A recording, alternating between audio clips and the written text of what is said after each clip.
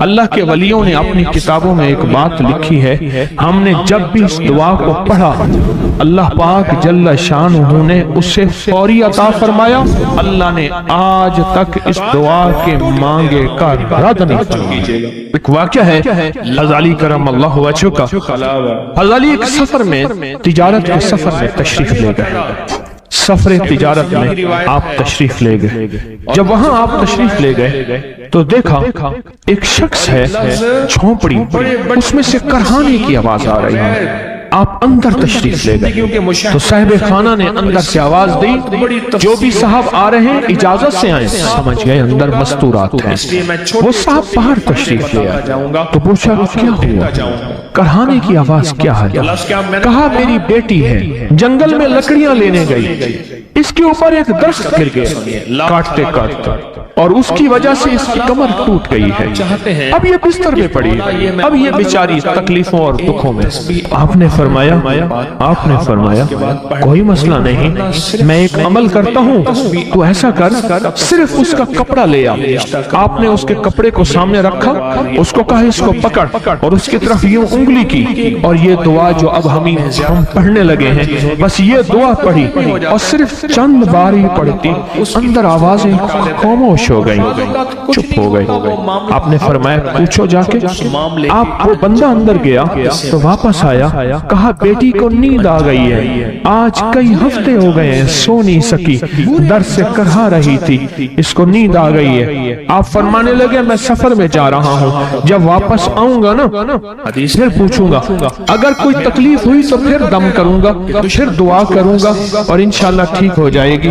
آپ چلے گئے، آگے تشریف لے گئے تو آپ کے ہم سفر تھے، ان کی سواریاں تھیں، ان میں سے ایک گھوڑا تھا جس گھوڑے کو ٹھوکر لگی، چوٹ لگی، اس کے اگلے پاؤں کی ہڈی گھٹنا باہر نکل گیا، وہ ایک طرف ہو کے بیٹھ گیا، اس کا گھوڑا چل نہیں سکتا تھا۔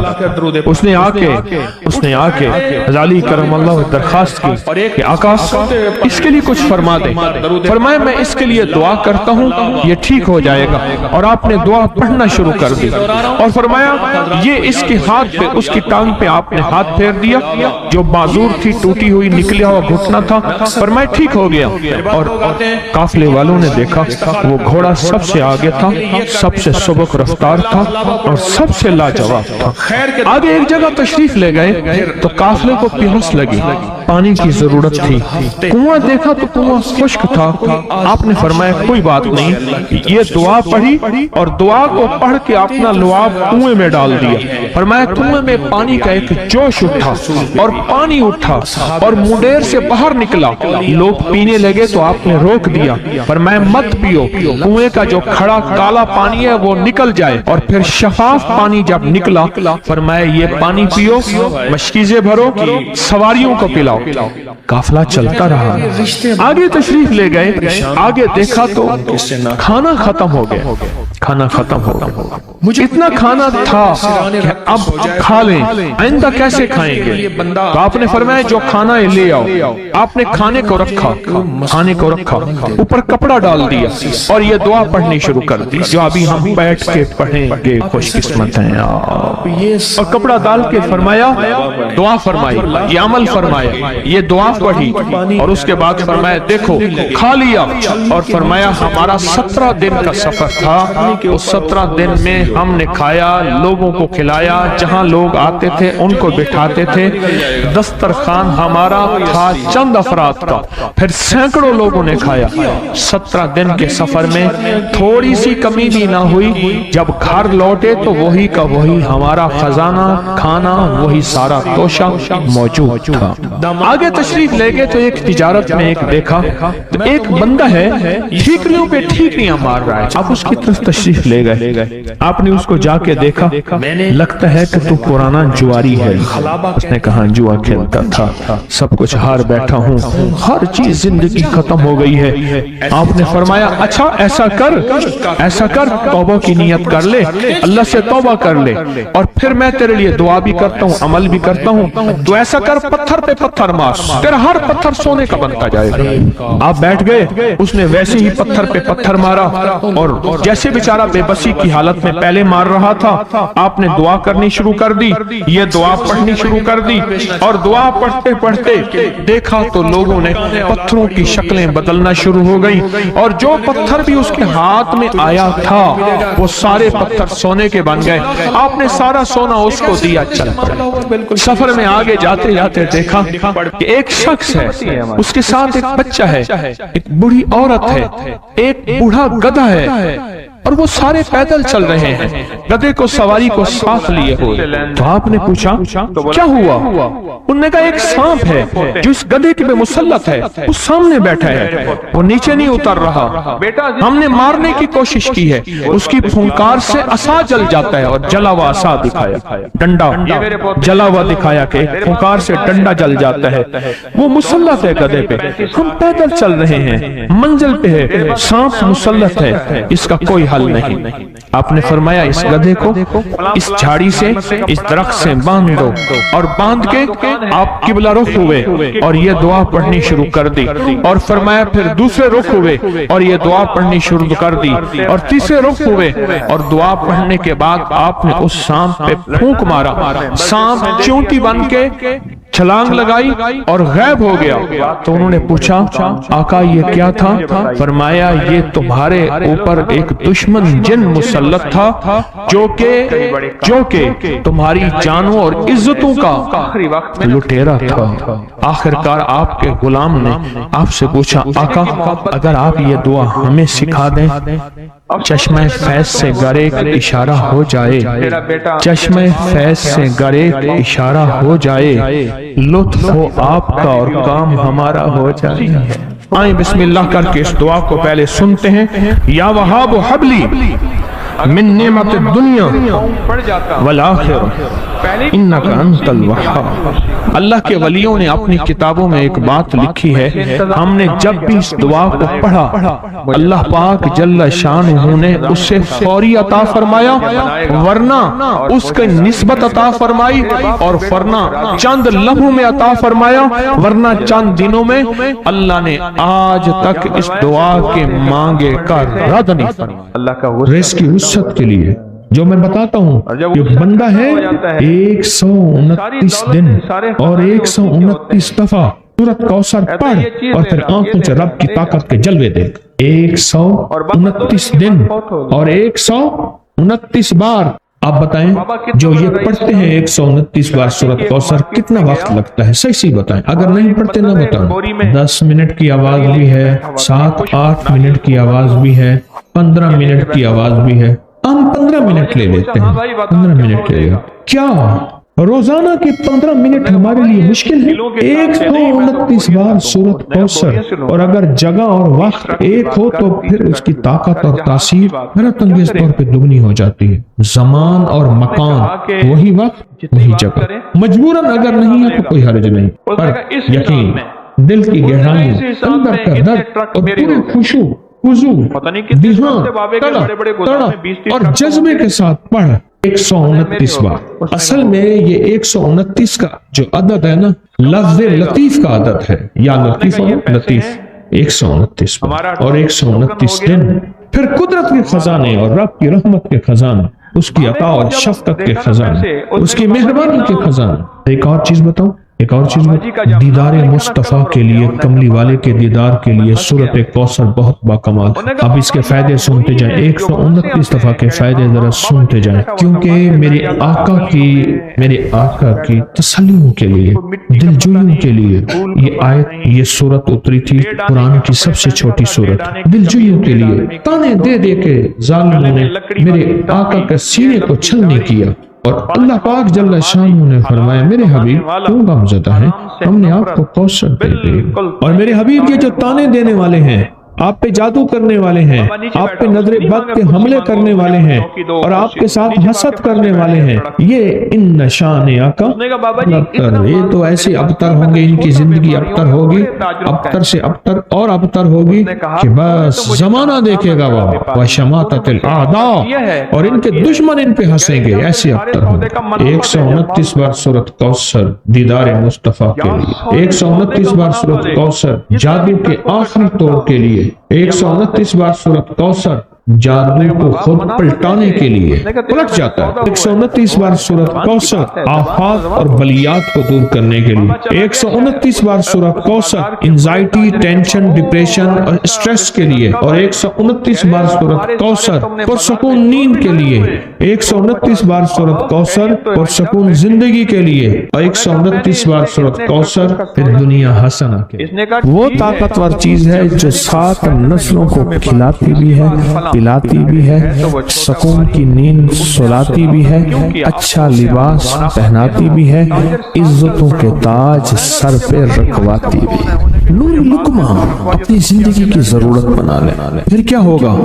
سورۃ فاتحہ کی آیات 7 ہیں۔ اللہ 7 آسمان اور 7 زمین کی جتنی بھی برکات ہیں، برکات من السماوات والارض، اللہ 7 آسمان اور 7 زمین کی ساری برکات اس کو عطا کر دے گا، اور لوگوں کو پتہ ہی نہیں ہوگا کہ یہ بندہ کتنا مالدار ہے، روحانیت کی طاقت اور روحانیت میں کتنا آگے ہے، کوئی پہچان بھی نہیں سکے گا کہ روحانیت میں یہ بندہ کتنا آگے ہے اور کتنا آگے سے آگے بڑھ گیا ہے، کسی کو علم بھی نہیں ہوگا۔ نوری لقمہ اپنی زندگی کی مجبوری بنا لے، اور نوری لقمہ اپنی زندگی کی ضرورت بنا لے، پھر دیکھیں کمالات کیوں۔ فرمائے جو سارے قرآن میں ہے، جو سارے قرآن میں ہے، جو سارے قرآن میں ہے، آنکھیں کھل جائیں۔ یہ سورۃ فاتحہ نماز کھانے کے دوران پڑھنے والا یہ اہل نظر میں ہے، اس کی نظر وسیع ہو جاتی ہے، یہ اہل کشف ہوتے ہیں، ان کی دل کی آنکھیں کھل جاتی ہیں، یہ فرشتوں کو دیکھتے ہیں، یہ انسانوں کے دلوں میں جھانک لیتے ہیں، یہ کائنات کے راز پڑھ لیتے ہیں، کائنات کے راز پڑھ لیتے ہیں۔ یہ اللہ پاک ان کے سامنے جنات آنکھوں سے دکھاتا ہے، حتیٰ کہ یہاں تک کہ اللہ قبر کے راز بھی ان کے اوپر کھل دیتے ہیں۔ نوری لقمے کا اثر یہ ہے، دل کی آنکھیں کھل جاتی ہیں، دل کی آنکھیں کھل جاتی ہیں، دل کی آنکھیں کھل جاتی ہیں۔ یہ نور لقمے کی تاثیر ہے۔ چہرے کی آنکھیں تو سب کے پاس ہیں، دل کی آنکھیں سب کے پاس نہیں، دل کی آنکھیں سب کے پاس نہیں، چہرے کی آنکھیں سب کے پاس ہیں، دل کی آنکھیں سب کے پاس نہیں۔ نور لقمے کی یہ تاثیر ہے کہ دل کی آنکھیں کھل جاتی ہیں، اور دل کی دنیا آباد، اور دل کی دنیا شاد، اور دل کا وہ بندہ بامراد بن جاتا ہے جو نوری لقمے اپنی زندگی میں شامل کرتا ہے۔ اور نوری لقمے سورۃ فاتحہ، اور کتنی بار؟ اچھا، یہ سورۃ فاتحہ بیماریوں کا علاج۔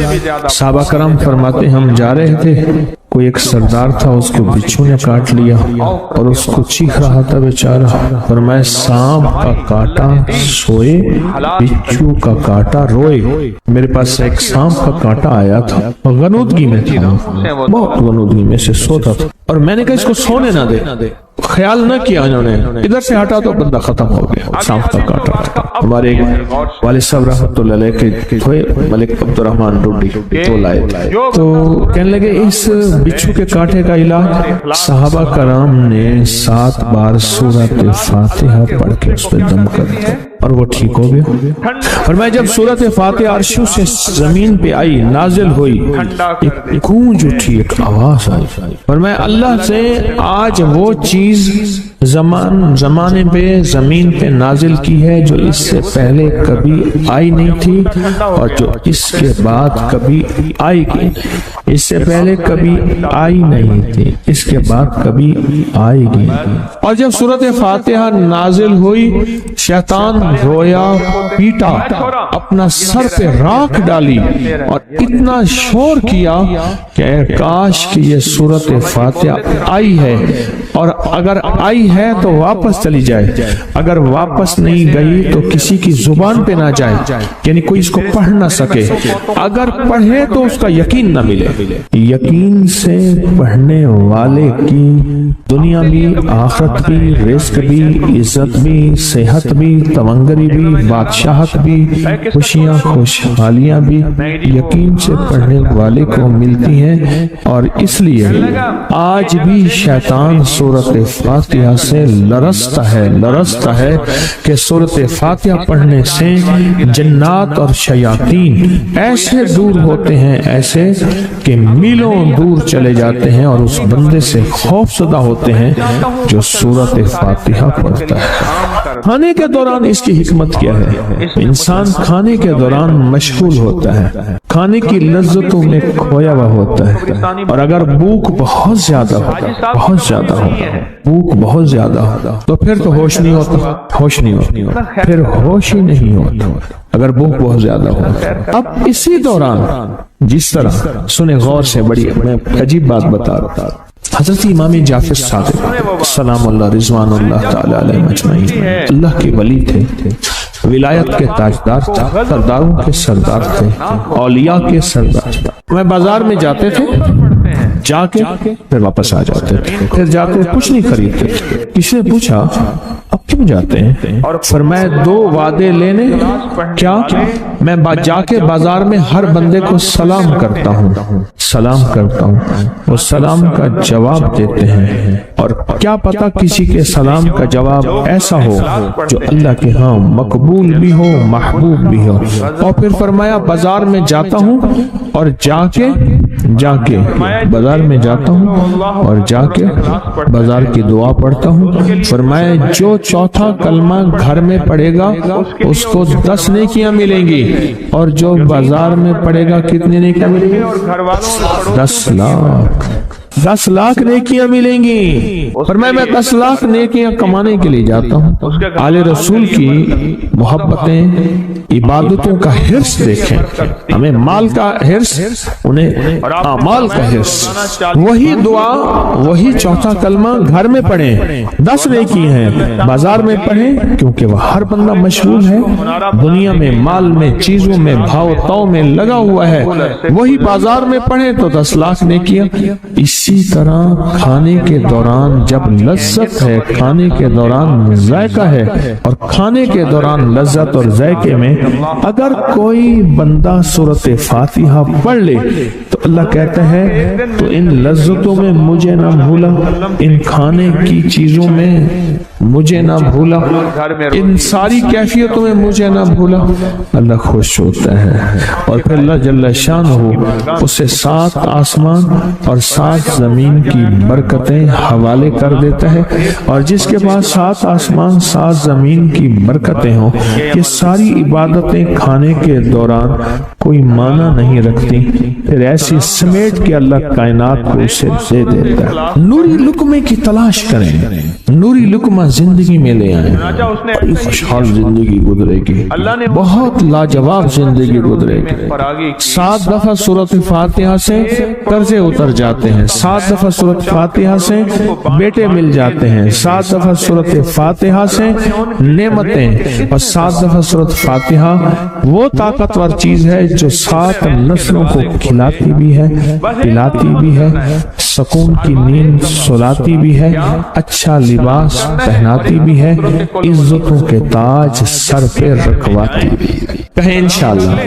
آپ سوچیں کون سا مشکل عمل ہے، بہت زبردست عمل ہے، 1 منٹ کا کام ہے اور کام بن جاتا ہے، اور میں نے اس کی اجازت جتنی مشکل سے لی تھی نا، اس عمل بہت مشکل سے اجازت، اور جس دن لی تھی اسی دن فیصلہ کیا تھا انشاءاللہ اسے چھپاؤں گا نہیں، انسانیت مخلوق کو بتاؤں گا۔ اور یہ 7 دفعہ سورۃ فاتحہ جو دل کا مریض ہو مجھ جیسا اس کا بھی علاج ہے، جسمانی ہو یا روحانی۔ میں نے پچھلی دفعہ کہا نا کہ میں دل کا سخت مریض ہوں اور آج بھی ہوں، دعا کرو موت تک نہ رہوں، اور میں دل کا سخت روحانی مریض ہوں، جسمانی نہیں ہوں۔ میری پچھلی دفعہ کی وجہ سے پوری دنیا میں کوہرام مچا ہوا ہے کہ بابا گیا، جانا تو ہے، جانا تو لازم ہے۔ پچھلی دفعہ میں نے وہ کہہ دیا کہ میں دل کا سخت مریض ہوں، میرے لیے دعا کرو، وہ یہ مریض ہوں، روحانی مریض ہوں،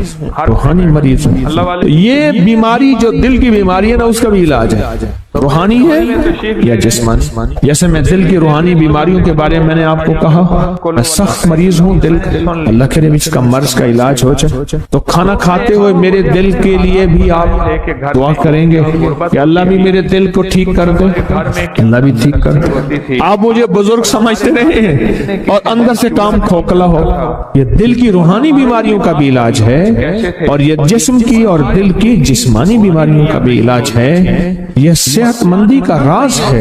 سورۃ فاتحہ ہے بابا، سورۃ فاتحہ، سورۃ فاتحہ۔ جو بندہ سورۃ فاتحہ پڑھتا ہے ایک بار، اللہ جل شانہ ان 7 آیات کی تاثیر اور طاقت اسے عطا فرماتے ہیں، اور 7 سمندروں میں جو غذا، رزق، طاقت اور قوت اللہ نے رکھی ہے اس کا حصہ اس بندے کو دیتے ہیں جو صرف ایک بار سورۃ فاتحہ پڑھتا ہے۔ یہ جو وظیفے ہیں کسی درویش کی، یا کوئی درویش نے جس کو اجازت ہے اس کی اجازت صحیح ہو، ہر بندہ اجازت دینا نہ شروع کر دے، اجازت کے پیچھے نسبتیں چاہیے، ان نسبتوں کی طاقت چاہیے، وہ جو اجازت ملتی ہے اس اجازت کے اندر جو تاثیر ہوتی ہے، اس میں جو کمال ہوتا ہے، اس میں جو اندر کی کیفیتیں ہوتی ہیں، اس اجازت سے نسلوں میں تونگری، دولت، رزق، عزت، صحت ایسے بارش کی طرح برستی ہے۔ میرے جو مرشد تھے حضرت خواجہ سید محمد عبداللہ حجویری رحمت اللہ علیہ،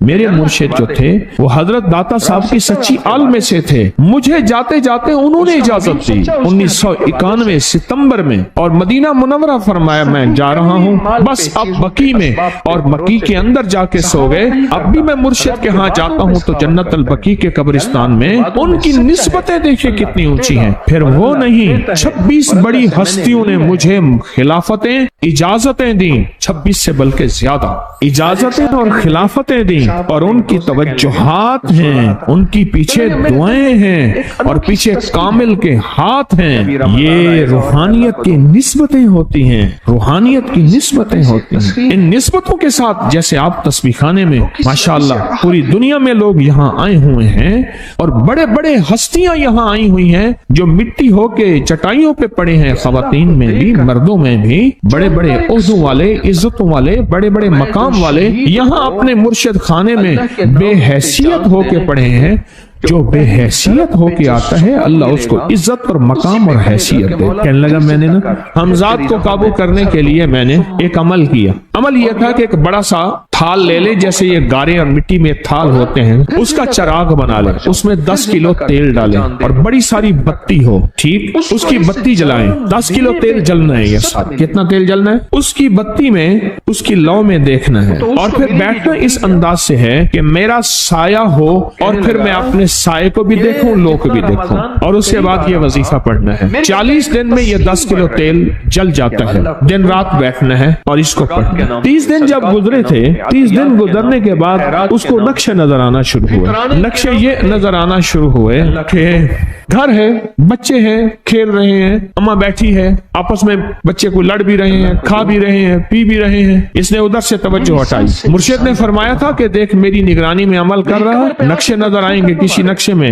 نہ توجہ کرنا نہ خوف کرنا، خوف بھی آئے گا، چیزیں بھی آئیں گے، نہ کرنا ہے، بس نہ کرنا۔ دوسرے دن اوپے سے نظر آیا، پھر بچے ہیں کسی باغ میں کھیل رہے ہیں، ایک بچہ پھر گم ہو جاتا ہے، ماں روتی ہے، اتنا روتی ہے اس کو رونا آ جاتا ہے۔ خیال آیا مرشد نے فرمایا تھا کسی توجہ نہ کر، یہ کیا نقشہ شروع ہو گیا؟ اچھا 2 دن کے بعد نقشہ آیا، بچے کھیلتے کھیلتے کھجور پہ چڑھ گئے، ایک بچہ جو اوپر سے گرا اس کے بازو ٹوٹ گئی، لات ٹوٹ گئی، اب پتہ چلا وہ تو مر گیا۔ اب اس کی میت پہ جو اماں نے بینڈ ڈالے، جو ابے نے روئے اور گھر کی مائیاں روئی، اصل اس کو وظیفے سے ہٹانا تھا، اور اس کی نظر جو وہ وہاں سے نظر سے ہٹانا تھا۔ پھر اس کو مرشد کا خیال آیا کہ توجہ نہیں ہٹانی، دھیان نہیں ہٹانا۔ پھر خیال آیا جب مرشد کامل ہو فائدہ کبھی نہیں ہوگا جب تک یقین کامل نہ، اصل توجہ ہٹانی ہے، اور بہت زیادہ رونا اور اتنا رونا کہ سرکار کا خیال آیا، بچے کو لے جا رہے ہیں، اس کی میت پھر قبر کھود رہے ہیں، پھر اس کا یہ کر رہے ہیں، رونا اتنا کہ اس کے آنسوں، رونے کی کوئی کیفیت تھی مائیوں کی۔ 2 دن ابھی رہتے تھے 40 دن میں سے، تو پھر وہی گھر نظر آیا، بچے کھیل رہے ہیں، شوہر آیا، اس نے آ کے کہا مجھے روٹی دو۔ اس نے کہا گھر میں تو کچھ بھی نہیں ہے، لکڑیاں ہی نہیں ہیں، آپ نے کچھ دیا ہی نہیں۔ میاں بیوی کی لڑائی ہو گئی۔ اس نے کہا پھر ٹھیک ہے میں آج سب کو جلا دے۔ اس نے کہا لکڑیاں لے آیا، ادھر ادھر سے لکڑیاں لا کے نہ سے اس نے وہ لکڑیاں جلائیں، بچوں کو اٹھا کے جو ڈالا آگ میں، جو چیپیں نکلی بچوں، دوسرے کو پکڑ کے ڈالا، تیسرے کو ڈالا، چوتھے کو ڈالا، آگ میں ڈالتا جا رہا ہے۔ مائی چیخ رہی ہے، حرام ہے، زندہ بچے چھوٹے معصوموں کو آگ میں ڈال رہا ہے۔ ڈالتے ڈالتے کہنے لگے تو بچ گئی ہے بھائی، پھر پکڑ کے میں تجھے ڈالتا ہوں۔ جب اس کے ڈال کے کہنے لگا اب اس عامل کو تو بچ گیا ہے، ایسے اس کو ایسے ایسے پکڑنے لگا، اور پیچھے مرشد کا کھینچ کے تھپڑ اس کو آیا۔ جب کھینچ کے تھپڑ آیا سارا نقشہ ختم ہو گیا۔ اوہو، کہنے لگا یہ کیا تھا؟ مرشد کامل ایسا ہوئے جرا لولوں دے وچ وسے ہو، نال نگاہ دے پاک کریندا، نہ صابن سجی دھتے ہو۔ یہ اس وقت ہوگا جب یقین ہوگا، جب تیرا یقین کمزور ہے۔ مرشد کامل ہے، یقین کامل نہیں، ناکام رہے گا ساری زندگی، تھرمامیٹر لگاتا رہے گا۔ کوئی کہہ دے گا کہ تیرا مرشد 1 نمبر ہے، ولی ہے، کہا سبحان اللہ۔ کوئی کہہ دے گا 2 نمبر ہے، کہے توبہ توبہ۔ ساری عمر اسی زندگی میں رہے گا، کبھی نہیں پا سکے گا۔ 40 دن کے بعد مرشد کی خدمت میں حاضر ہوا اور سارے نقشے بتائے، فرمایا نہ بتاؤ، ہم دیکھ رہے۔ علامہ فخر الدین رازی رحمت اللہ علیہ کا مشہور واقعہ ہے، مرید جو ہے آپ کا سینکڑوں میل دور، اور وہ مرید وہ تھا جو ساری عمر اللہ کے وجود کو کہتا رہا کہ اللہ کے وجود کو نہ ماننے والے کہتے تھے کوئی اللہ نہیں ہے، کہاں ہے دکھاؤ، ہر چیز خود بخود بن گئی ہے، خود بخود ختم ہو جائے گی۔ ان کے پاس 100 دلیلیں تھیں، کتنی 100 دلیلیں تھیں، اور آج تک ان کی دلیلوں کو کوئی توڑ نہیں سکا تھا اللہ کے وجود پہ۔ آخری وقت ہے، اور آخری وقت کے اندر ایک دروازہ کھٹکھٹایا کسی نے کہ جناب ایک بزرگ آپ سے ملنے آئے ہیں۔ وہ بزرگ ان کے دوست تھے پرانے، اوہو آپ کا آخری وقت ہے، میں ملنے آیا۔ اور وہ بزرگ نہیں تھا، وہ شیطان کی شکل بن کے آیا۔ اس نے آتے ہی وہ مسئلہ چھیڑ دیا، آج تک اس کی دلیلیں کوئی نہیں توڑ سکا تھا، یہ اس کی دلیل توڑ گیا۔ پہلی دلیل ٹوٹ گئی، اس نے دوسری دی اللہ ہے، اس نے 2 دلیل بھی توڑ دی کہ اللہ نہیں ہے، اس نے تیسری دی اللہ ہے، اس نے وہ اپنے علم کی طاقت وہ دلیل بھی توڑ دی۔ چوتھی 99 دلیلیں توڑی، ابھی ایک دلیل باقی رہتی ہے، اگر وہ بھی دلیل گئی تو یہ بھی کہتا ہے اللہ نہیں، اور آخری وقت میں رب کے وجود کا انکار کر کے خاتمہ خراب کر کے گیا۔ مرشد وضو فرما رہے تھے، دور کہیں میلوں میلوں دور اللہ نے اپنی طاقت قدرت سے نقشے ہٹائے سامنے سے، اور نقشے ہٹائے کہ تیرا مرید گیا، وہیں سے وضو کا پانی چلو بھر کے نہ زور سے پھینکا، اور کانوں میں آواز آئی کیوں دلیلیں دے رہا ہے؟ تو نہیں کہتا میں نے اللہ کو بغیر دلیل کے مانا، تو دلیلیں دے رہا ہے؟ کیوں نہیں کہتا کہ میں رب کو بغیر دلیل کے مانا؟ علامہ رضی اللہ تعالیٰ عنہ امیر المومنین مسجد نبی میں خطبہ دے رہے ہیں، حضرت ساریہ صحابی تھے، وہ اس لشکر کے سپہ سالار تھے، میلوں سے میلوں سینکڑوں میل دور ایسے نقشے ہٹے، اور خطبے کے دوران انوکھی بات کہہ دی، یا ساریہ الجبل، ساریہ پہاڑ کے پیچھے دیکھ دشمن وہاں سے حملہ کر رہا ہے، اور پھر خطبہ شروع کر دیا۔ جمعہ کا خطبہ تھا، لوگ حیران، یہ امیر المومنین نے کیا فرما دیا؟ جب حضرت ساریہ کا قافلہ آیا واپس تو فرمایا فلاں وقت فلاں لمحے فلاں وقت میں جمعے کے دن فلاں لمحے میں امیر المومنین آپ کی آواز آئی تھی، اگر نہ آتی تو دشمن نے پیچھے سے مقابلہ حملہ کر دیا تھا اور ہمیں کاٹ کے رکھ دیتا، ٹوٹے ٹوٹے کر دیتا۔ آپ کی آواز آئی، ساریہ پیچھے دیکھ دشمن حملہ کر رہا ہے پہاڑ کے پیچھے، یا ساریہ الجبل۔ یہ میں آپ کو حوالوں سے بات کر رہا ہوں، روایات بتا کے بات کر